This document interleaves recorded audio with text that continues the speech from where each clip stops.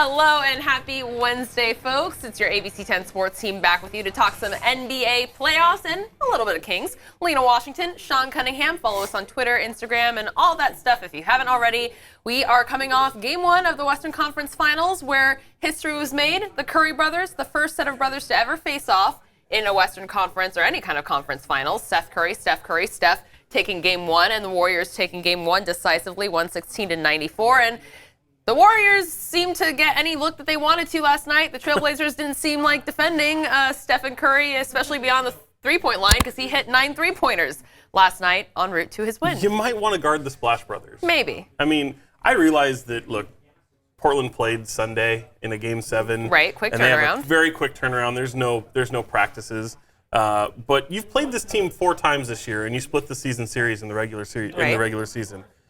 It's no surprise. It should be no surprise. You have to put a guy in front of Steph Curry. Someone. And if anybody knows that, excuse me, it's his little brother Seth. Yeah. And Terry Stotts knows. He's used to be a former assistant coach with the Warriors. I don't understand what we saw last night. That looked like a team that was very content, who had never been in the Western Conference Finals before. Right. Hadn't been really beyond the first, second round, and then just seemed content with what they had been through. But that being said, for as awful as they were offensively, and they were terrible. Yeah. Especially their own backcourt of C.J. McCollum and Damian Lillard, and the defense also being bad. A lot of struggles last night on Portland's end. But that final score, 116-94, that doesn't paint the picture. This game was close. This game was like a 10, 12-point game for most of the series, or most of of Game 1, and Portland chipped away. And for as bad as they were playing, I remember tweeting going into the fourth quarter, or maybe it was a few minutes before the fourth quarter, going, this game should not be this close right now. Right. And we actually have the full post-game reaction from Terry Stotts, Steve Kerr, Damian Lillard, Steph Curry, Draymond Green, all on our website and on our ABC 10 YouTube channel. We have an NBA playoffs playlist, but as you mentioned, the game seemed a lot closer than it was, and Terry Stotts, the head coach of the Portland Trailblazers, said that they didn't feel worried defensively, and they thought it was manageable. You can listen to their full reaction and Terry Stotts' exchange with Anthony Slater of The Athletic when he questioned, are you going to defend the pick and roll, or what are you going to do here? That was a fair question. Right. Are you going to trap Steph Curry or what? If you're going to sag the big guy away from Curry, they're going to destroy you in this series, and you will have no chance. Right. I think that was more like the thanks Captain Obvious. That's what Terry Stotts was saying. He's like, I'm not out there playing. All I can do is coach it. Right. But again, I mean, it was a fair question, and for him to, I don't blame Terry Stotts for doing that, because it did kind of send a message to the team like, we get it. Thanks, Sherlock. Yeah, we saw it. We'll watch it again, but we'll hear from Terry Stotts and some of the Warriors after their big win in Game 1. Game 2 coming up tomorrow in Oakland. We will be there, but let's get you out to the press conference from last night's Game 1. Well, to be honest, other than the fourth quarter, the game defensively was manageable. They got loose in the fourth quarter, had 39 in the fourth quarter. But going into the fourth quarter down 6, we're finding ways to hang in on a night that we're struggling offensively. So certainly they got loose. It's a combination of how well they move without the ball and pick and rolls. I mean, Curry and Thompson move well without the ball. I'm sure pick and rolls were part of it, but it's also their movement and transition. Yeah, I mean, that was very poor execution, defensively on our part. Just having our bigs back that far, understanding, the team that we playing against, they're not going to shoot mid-range jumpers and try to attack the rim. If they see an opportunity to shoot a 3, they're going to take it, and they shoot it at a high clip. So we got to bring our guys up and run them off the line. And tonight we were – they were setting solid screens and they coming off, shooting practice shots. And, that's the last thing we need if we want to have any chance to, to beat this team. Every defense is sort of personnel-based. And so, these playoff series are always interesting. And they didn't have, a whole lot of time to prepare. So they've got a tape to look at, and I'm sure they'll make some adjustments. But, you got to do what you're most comfortable with, what your players are comfortable with. And that's what every team tries to do. So Steph got free and had a big night and carried us at times, and obviously that was a big part of the game. I think I caught myself a couple of times looking up at stands at my parents who did the whole coin flip thing, and they can't help themselves. So anytime either one of us did something good, they both were clapping. So they gotta fix themselves. Cause I told my mom, like, who you with? When I made a shot, I saw her stand up and cheer, but I saw all Portland gear, and it's just weird. So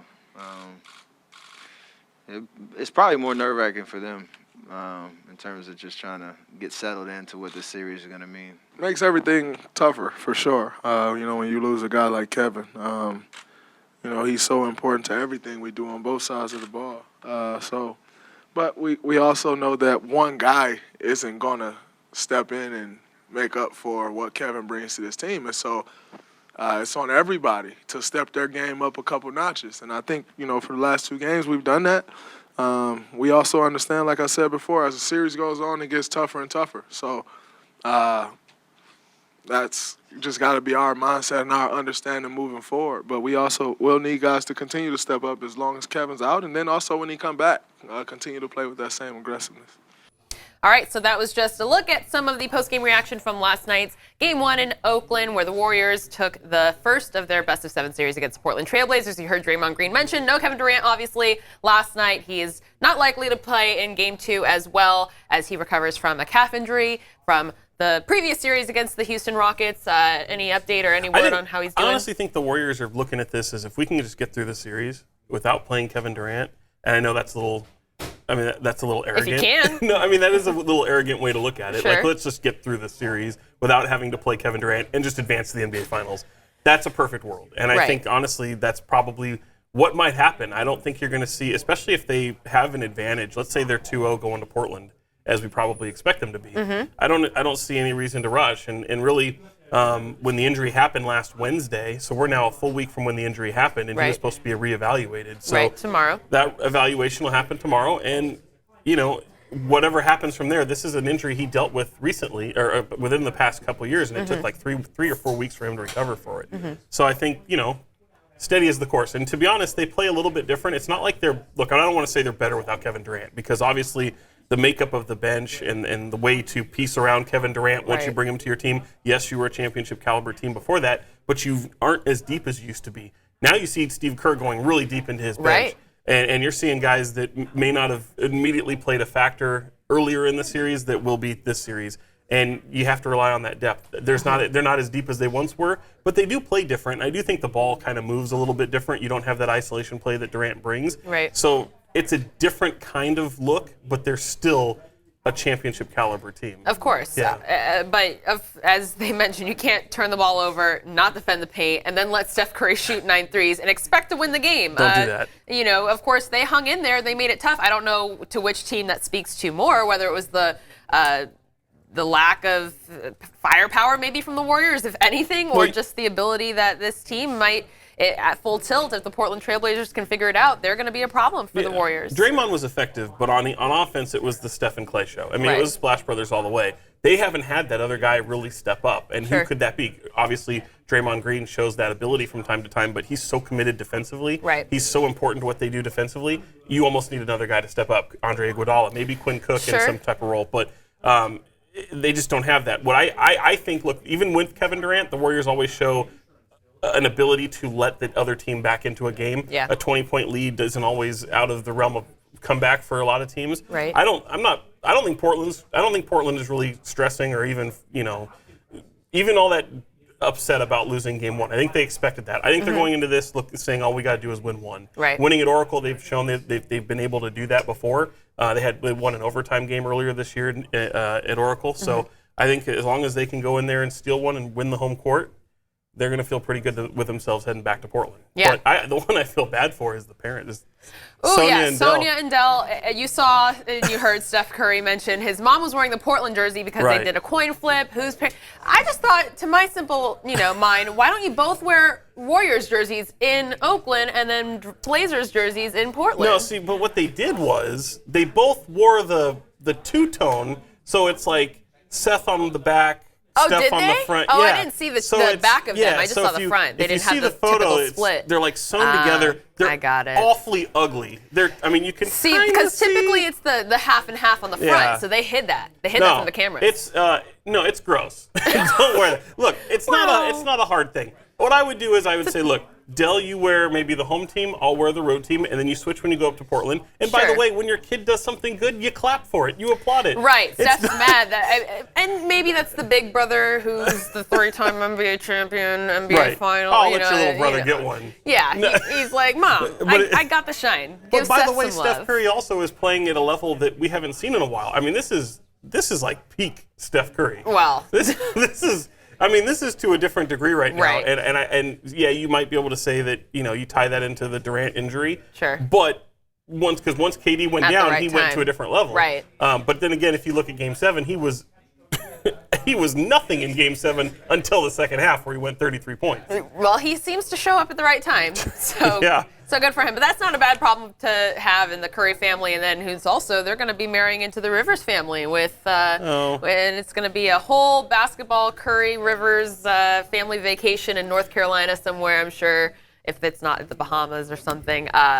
But it's another family affair for Damian Lillard from the Portland Trailblazers, who's coming back to Oakland. As he mentioned, it's not his first time playing in Oakland, but it's his first time playing in the conference finals with a spot in the NBA finals on the line and back home at the arena that he's walking distance from, where he grew up. Take a listen to what it meant for Damian Lillard after Game 1. I think the situation is special. Obviously growing up in Oakland, growing up a Warriors fan, and this being the last year of them playing in Oakland, all of those things I think is special for those reasons. But for me, it's not my first time playing against this team. It's not my first time playing here, so I wouldn't say it's a distraction. I think it's a bigger deal to everybody else than it is to me. Everybody else wants to talk about it and make a big deal out of it, but I'm just here to play basketball. I see and talk to my family all the time, so it's not like I haven't seen them since I've been in the NBA. We just trying to win a series, and all the extra stuff that's coming from everybody else, not me. Yeah, that's like I said, that's part of what makes it special. I'm from here, and I think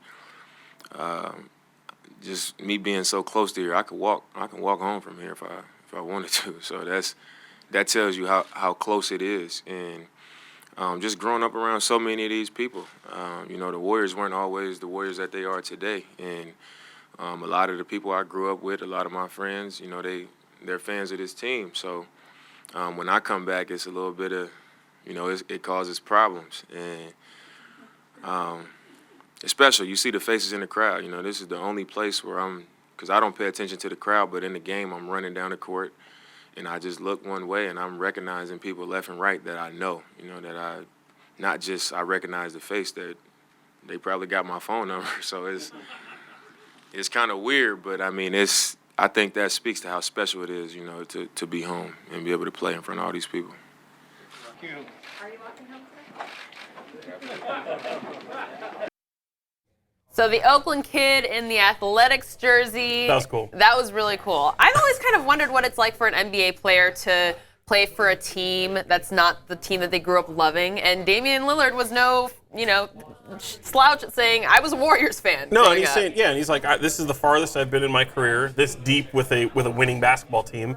And oh, by the way, it's against the hometown team, and they're leaving Oakland. Yeah. They're putting us in the rear view. Right. So for him to want to take down his hometown team in his hometown, in Oracle, a place he went to all the time. Yep. Before they make the journey to the Chase Center across the bay. Mm-hmm. That's really cool. Yeah. That's really cool. I remember when guys were coming back, there's plenty of guys from Sacramento who played in Sleep Train Arena. Ryan Anderson, Matt Barnes, former Kings players coming in. Sure. And playing that final game in Sleep Train Arena meant something to them. It really did. I remember we put a whole 10-minute feature together on just players coming What back it's like. and playing in this arena and what that arena was like. So that's just kind of a little bit of it there. That's some nostalgia there, and to see him wear that, it was kind of funny. He kind of downplayed it at first, but he's still Sure. wearing the Oakland Damian Lillard jersey. That's cool. You got these guys' playoffs have been kind of taking shots at the media like, oh, that storyline's yours. Yeah. Oh, yeah. who's complaining about the officials? That's you guys. I don't feed into that I as don't I do that. sip my Oakland A's tea. Right. I'm not caring about playing at home. I've been here. Chris Davis on the back.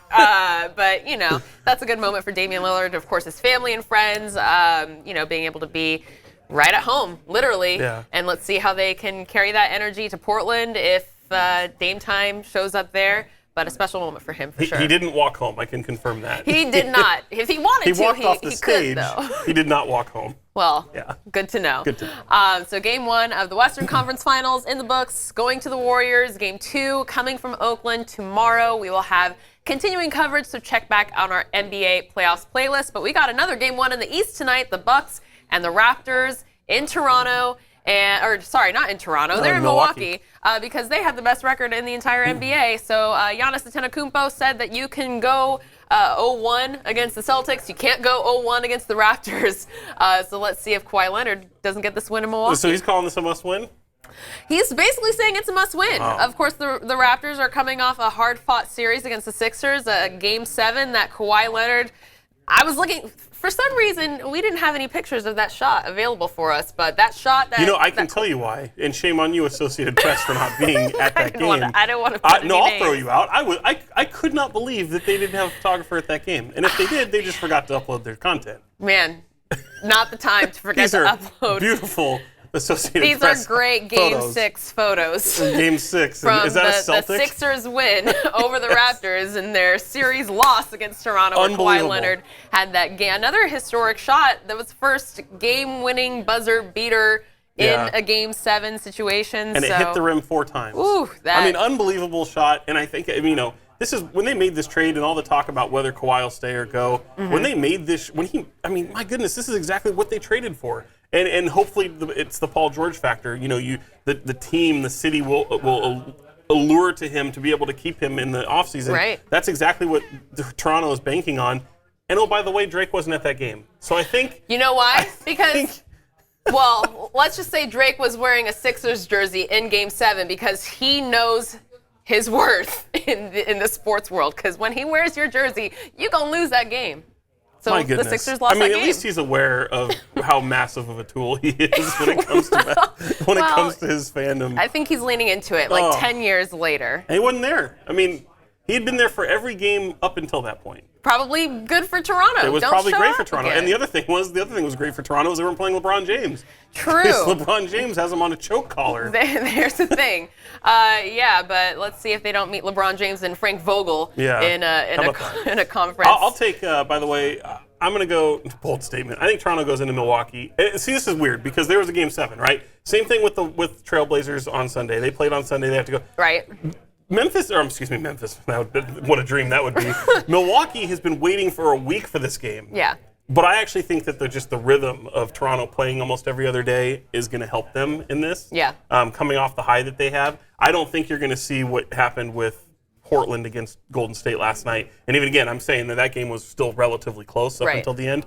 But I just don't think you're going to see that poor shooting, poor defensive performance. I don't think that's in the makeup of Kawhi Leonard. And I think Toronto goes in there and steals Game 1. I kind of agree with you on that. I don't think they're going to come out of the East. I think the Bucks You got will the win Bucks? the I'm series. going to go Raptors. I'll stick with the Bucks. I picked them to win that Young last Bucks. series, so I'll stick with Giannis and company. Terry Rozier is not happy. He's doing the media tour and the Giannis show. When's he come on our show? Hopefully soon. Terry Rozier. He might want to be come, a king next year.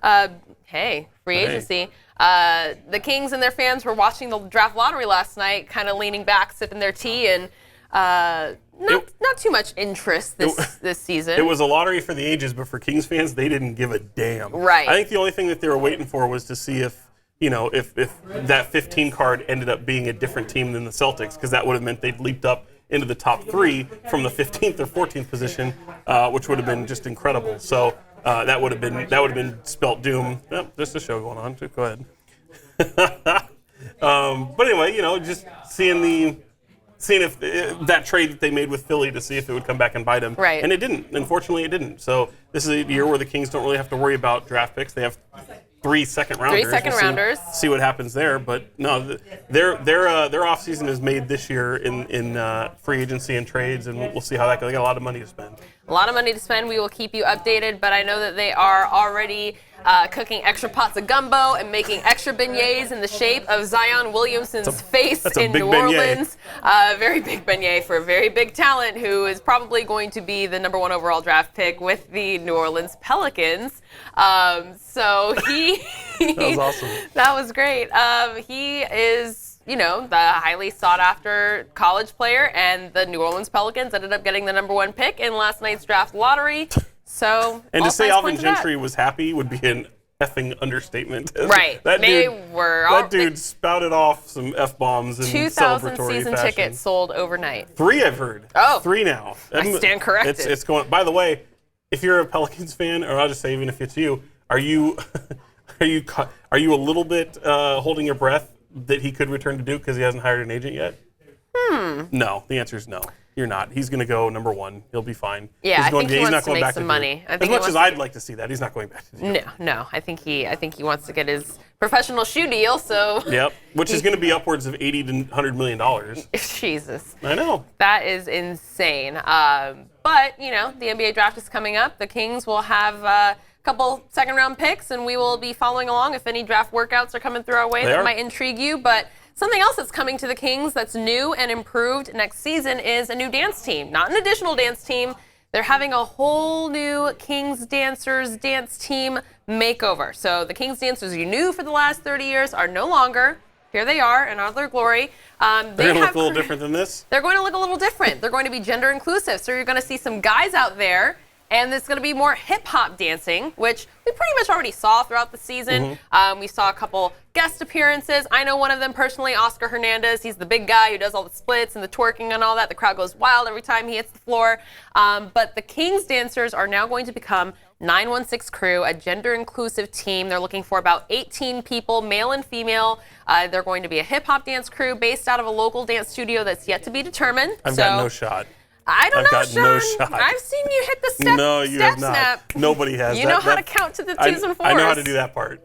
I know the hitch. Well, that's what I call it. This is where you live. This is where I live. Yep. But you've been with them? I mean, now I'll have to go work on my top rock and my 6-step and it's a everything. little harder now for you now that it's a little more competitive. Yeah. Yeah, I would say. But I know, just from my dance background and knowing people here in town, there's going to be a lot more interest, I think. There's a rich history of dancers here in Sacramento, the Jabberwockies in Vegas. You might have heard of them. America's Best Dance Crew. They're everywhere. They started here in Sacramento from Step One Dance Studio down the street. So in addition to other crews at the college level, professional level, I think this is great for people looking to get involved in the entertainment industry, especially in the NBA. And you get to perform at the Kings games and be an ambassador to the team. So if you're a Kings fan, this is a great opportunity. And it seems like you said Spurs have already done this before. The Spurs have done this, yes. I've seen Utah has like a cheer squad that Yep. you see men as well in there. So I think you're going to see more of it. Yeah, I mean, it's been mixed reactions, of course. With any change, you're going to get